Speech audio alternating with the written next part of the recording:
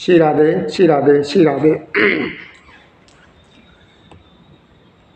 देखो ये सुंदरकांड में बाबा तुलसीदास जी ने दोहे में लिखा है, और भोलेनाथ मैया पार्वती को कैलाश पर्वत पर ये कथा श्रवण करा रहे हैं। कहते हैं कि देखो माँ, बाबा ने जो दोहे में लिखा है उसको काकभूषण जी गरुड़ जी को सुना रहे हैं कि हे नायक, हे पक्षियों के नायक, देखिए काटे पे कदरी फर, कदरी जानते हो कैसे कहते हैं? कदरी कहते हैं केला। काटे ही पे कदरी फर, कोटि जतन को सींच। मतलब कोटि जतन यानी करोड़ों तरीकों से उसे करो, तरीकों से सींचो, उपाय करो, लेकिन उस पर जो है ना दोबारा फल नहीं आएगा। दोबारा फल तभी आएगा जब उस केले को काटोगे। काटे पै पदरी बड़े ध्यान से सुनो, काटे पै कदरी फरे, कोटि जतन को सींच। उसी तरीके से हे गरुड़ जी, बड़े ध्यान से श्रवण करिए कि विनय न मान खगेश सुन, डांटे पै नभो नीच। कोई नीच है, तुम उसे कितनी भी विनय करो लेकिन वो सुनेगा नहीं। है पक्षियों के राजा। उसी तरीके से तो बाबा ने लिखा है, भोलेनाथ मैया पार्वती को समझाते हैं, कहते हैं कि देखो माँ, काकभूषण जी ने गरुड़ जी से कहा, समझाया कि हे खगनायक, कि काटे पै कदरी फरे, कोटि जतन को सींच, और विनय न मान खगेश सुन, डांटे पै नभो नीच। अब यहाँ पर नीच कौन है?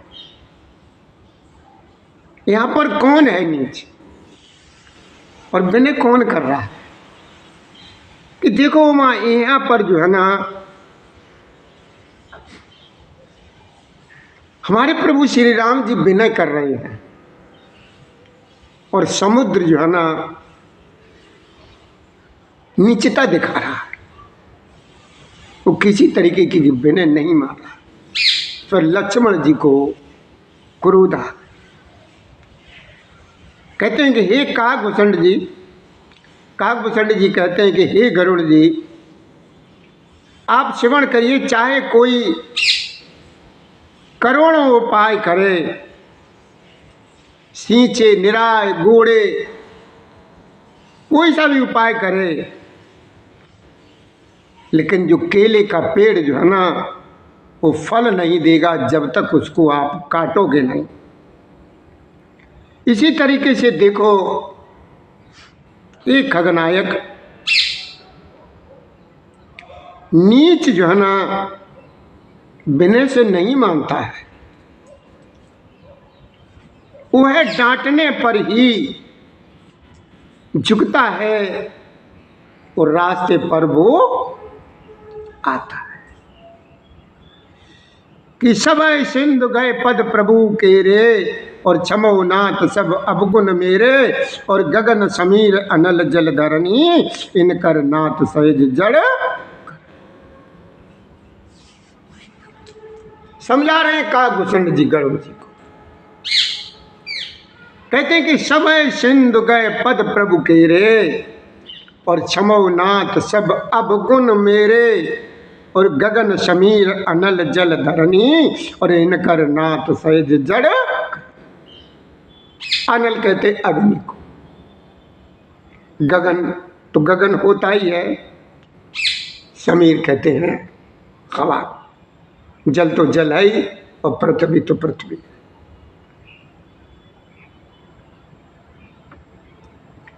कि हे खगनायक कि सब सिंधु गए पद प्रभु के रे। जब लक्ष्मण जी ने कहा, जब प्रभु श्री राम जी को रोष आया, जब प्रभु श्री राम जी को गुस्से में समुद्र ने देखा, तो समुद्र जो है ना प्रभु श्री राम जी से भयभीत हो गया और उसने प्रभु के चरण पकड़ करके कहा कि नाथ, मेरे सब अवगुण दोष आप क्षमा कर दीजिए, प्रभु क्षमा कर दीजिए, क्षमा कर दीजिए। हे नाथ, ये कौन कह रहा है? ये वो समुद्र अपने मुख से कह रहा है मेरे राम जी से कि हे नाथ, हे प्रभु, आकाश, वायु और ये अग्नि, जल और ये पृथ्वी, इन सब की करनी स्वभाव से ही जड़ है। जड़ का मतलब होता है मंद बुद्धि, मूर्ख। ये देखिए, जरा से उसमें समुद्र एकदम लाइन पर आ गया। तो काकभूषण जी क्या कहते हैं कि देखो भैया गरुण, चाहे तुम कुछ भी करो, जब तक जो है ना नीच के साथ नीचता नहीं दिखाओगे, तब तक वो किसी तरीके से तुम्हारे काबू में नहीं आएगा। तब प्रेरित माया उपजाए, सृष्ट हेतु सब ग्रंथ न गाए, प्रभु आयुष जय कह जैसे ही, और सोते ही भांति रहे सुख। भोलेनाथ मैया पार्वती को कैलाश पर्वत पर ये कथा श्रवण करा रहे हैं। कहते हैं कि देखो माँ, काकभूषण जी कथा सुना रहे हैं और गरुड़ जी सुन रहे हैं कि तब प्रेरित माया उपजाए, और सृष्टि तो सब ग्रंथन गाए, प्रभु आयस जय कह जसई, और सोते ही भांति रहे सुख लई। समुद्र क्या कहता कि हे प्रभु, आपकी पीड़ा से माया ने इन्हें सृष्टि के लिए उत्पन्न किया है।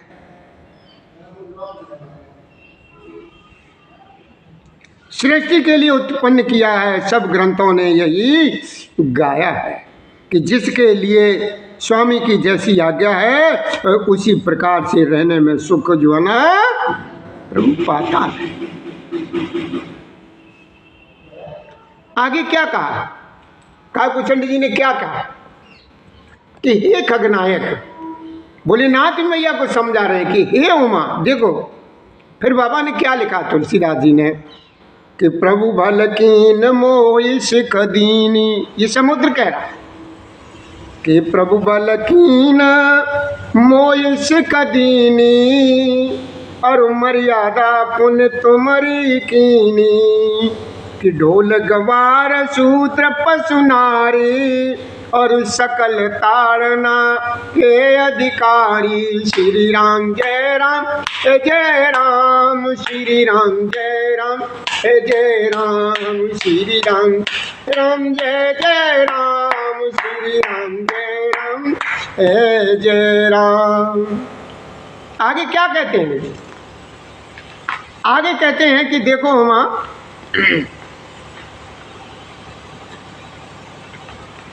भोलेनाथ ने क्या समझाया माँ पार्वती को? देखो माँ कि काकभूषण जी जो है ना गरुड़ जी को ये कथा श्रवण कराते हैं। कहते हैं कि देखो माँ, अब वो क्या कहता है? काकभूषण जी सुना रहे, कहते हैं कि प्रभु ने अच्छा किया जो मुझे शिक्षा या दंड दिया।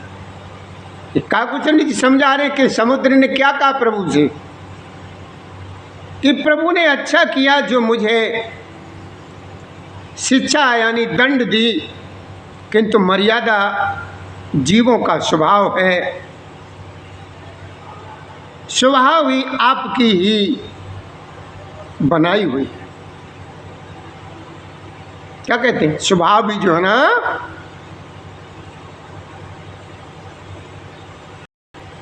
की हुई बनाई हुई है कि ढोल गमार शूद्र पशु नारी। इस देखिए इस चौपाई के पीछे कुछ समय पहले कितना वो हुआ था,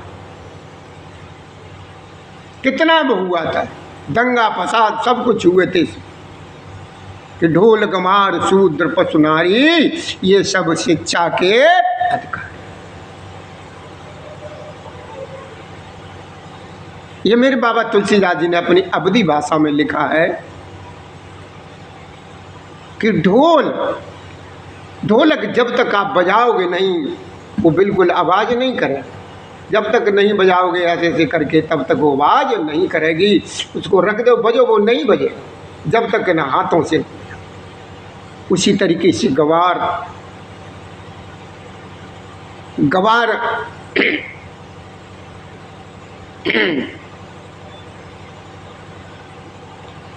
जो काम करने वाले हैं,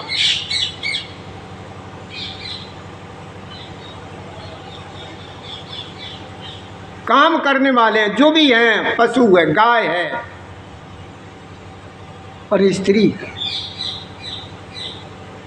गाय किसी के खेत में जा रही है, जब तक उसको वहां से हटाओगे नहीं तब तक वो वैसे ही खाती है। ऐसी नजर रखो। उसी तरीके से बहन बेटी यानी स्त्री पर इनको समझाओ, इन पर नजर रखो।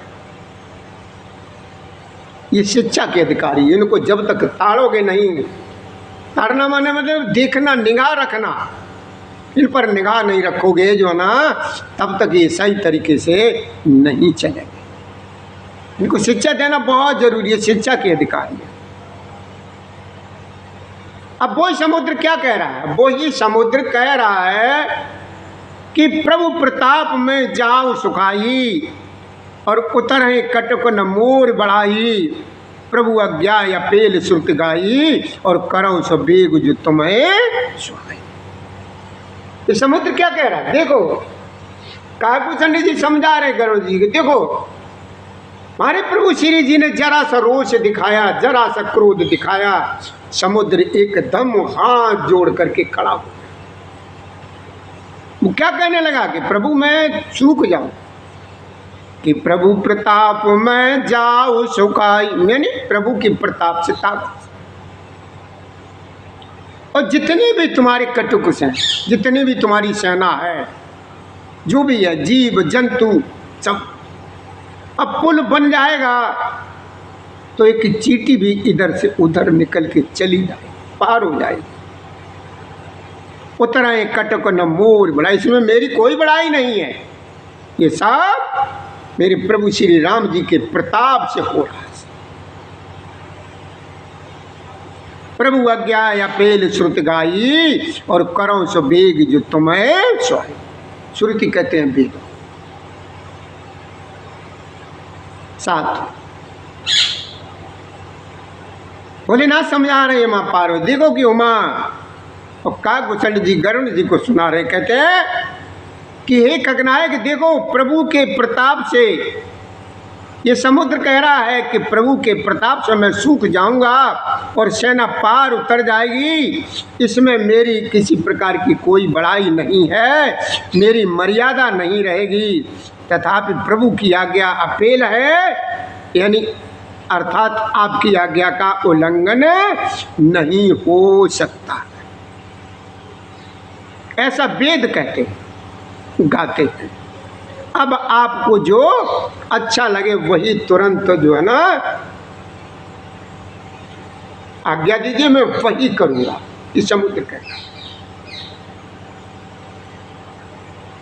इस समुद्र ने जैसे इस तरीके से प्रभु जी के सामने हाथ जोड़ करके ये कहा तो प्रभु जी मुस्कुराने लगे सुन करके कि सुनत विनीत बचन यति कयो कृपाल मुस्काए, जे विधि उतरे कपि कटुकता तुसको पाए।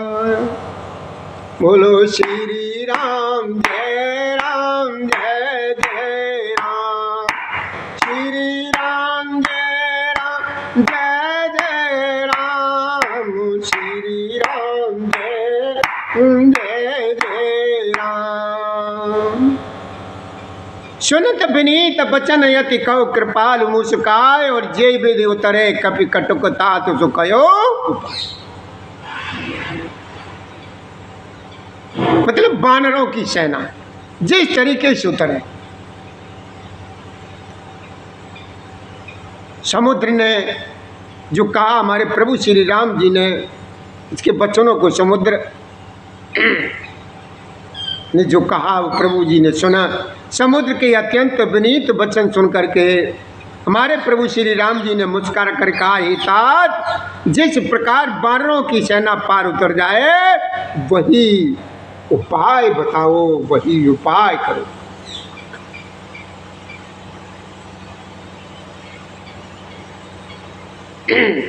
सुनत विनीत बचन यत काय कृपाल मुस्काय जे विधि उतरे कपि कटुक तात सुकयो उपाय। भोलेनाथ मैया पार्वती को समझा रहे, कहते हैं कि देखो माँ अब समुद्र क्या कह रहा है। और समुद्र ने जो कुछ भी कहा विनती प्रभु श्री जी कर रहा, प्रभु हमारे राम जी जो है ना मुस्कराए। उन्होंने कहा कि वही उपाय करो जिससे जो है ना बानर सेना पार उतर जाए। समुद्र के अत्यंत विनीत वचन सुनकर मेरे राम जी मुस्कराने लगे, कहने लगे कि तात जिस प्रकार बानरों की सेना पार उतर जाए वही उपाय बताओ।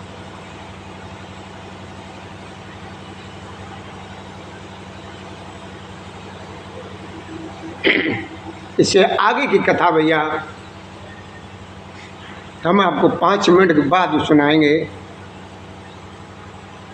तब तक के लिए हमें थोड़ी सी 2 मिनट के लिए इजाज़त दीजिए। श्री राधे, श्री राधे। भैया देखिए हमारे शिव धाम आश्रम पर ये प्रत्येक दिन का काम है। अभी ने हमारे मंदिर पे काम चल रहा है, इस वजह से हम आप लोगों को कथा श्रवण नहीं करा पा रहे हैं।